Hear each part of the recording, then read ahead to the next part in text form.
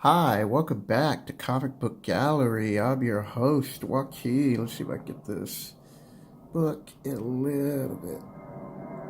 Get most of the book in. Just that light. Things I should have done at the beginning. How we doing, people?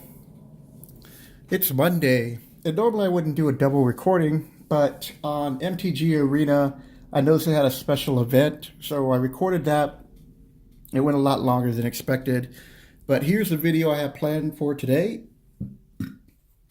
Excuse me. I bought a lot.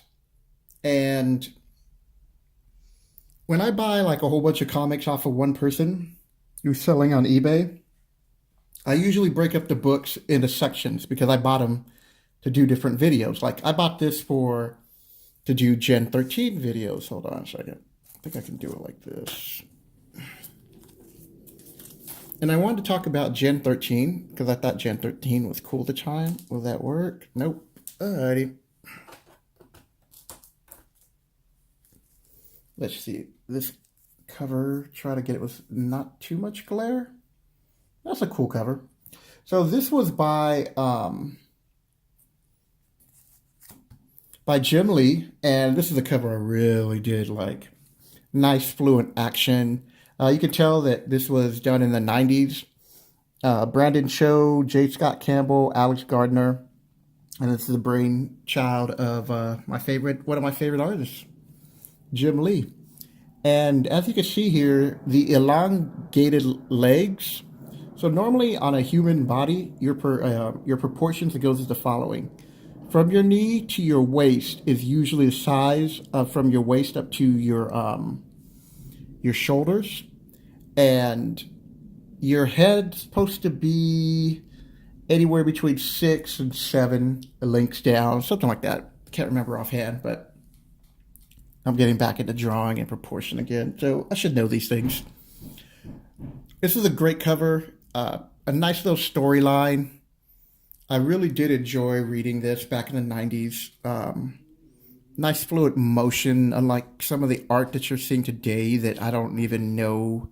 Like, really, they should just go back to the 90s and look at cover art to see how things are done. And here was another great cover of that time. So here's the thing.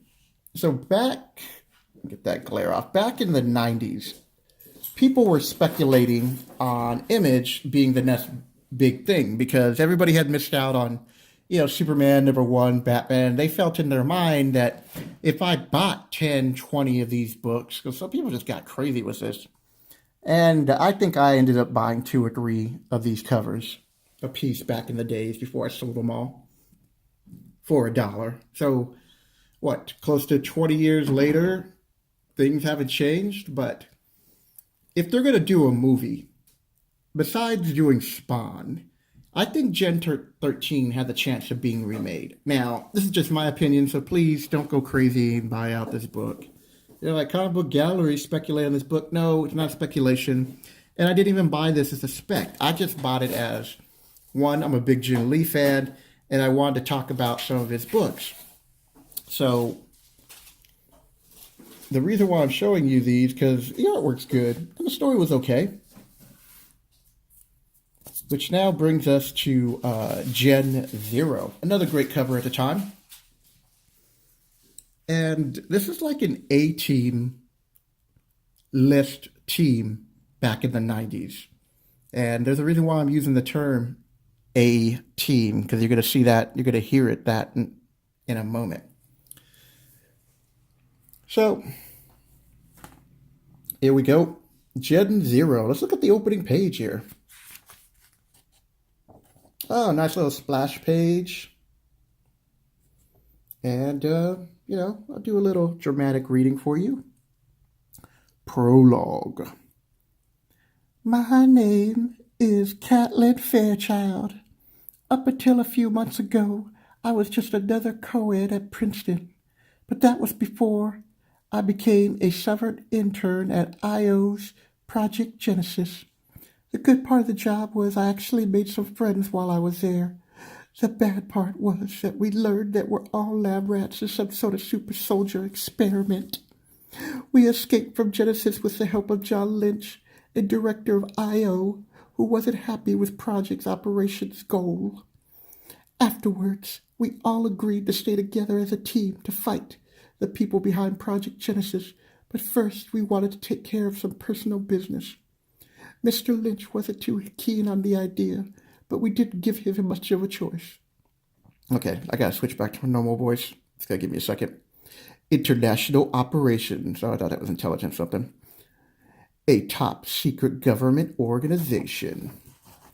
Now, here's what I did like. So, they have a character named Sarah Rainmaker here, who is a Native American.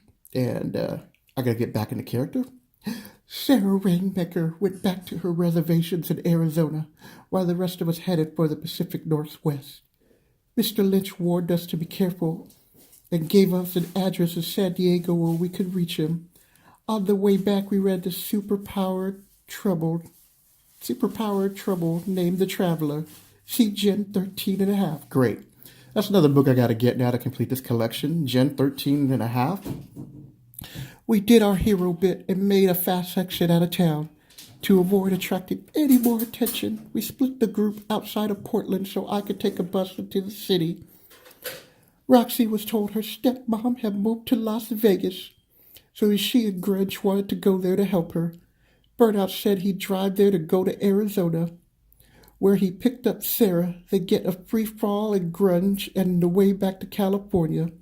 Then I'd fly to San Diego and then meet with there. At least that was the plan. All right, and see, I can't keep that high voice pitched. So I was talking to my friend Brian, and I was telling him that, I bought these books and I wanted to talk about them. Jim Lee, Gen 13, cool. But after reading that first section, the first thing that popped into my mind was the intro for the A-Team. And now I'm going to show you the rest of the book with you listening to the intro, and you're going to see that it goes right on cue. Here we go. In 1972, a crack commando unit was sent to prison by a military court for a crime they didn't commit. These men promptly escaped from a maximum security stockade to the Los Angeles underground. Today, still wanted by the government, they survive as soldiers of fortune. If you have a problem, if no one else can help, and if you can find them, maybe you can hire the A-Team.